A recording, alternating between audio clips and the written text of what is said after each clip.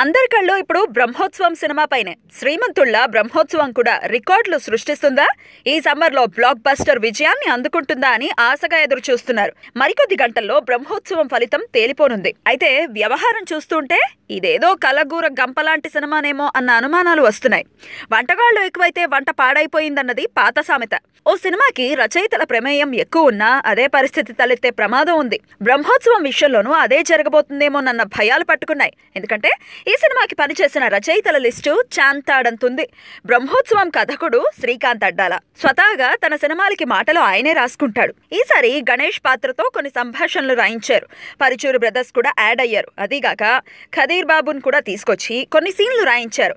కృష్ణ చైతన్య కూడా స్క్రిప్ట్ లో భాగం పంచుకున్నాడు. అలా రచయితలు తలోచేయి వేసి ఈ సినిమాని కెలికేశారు.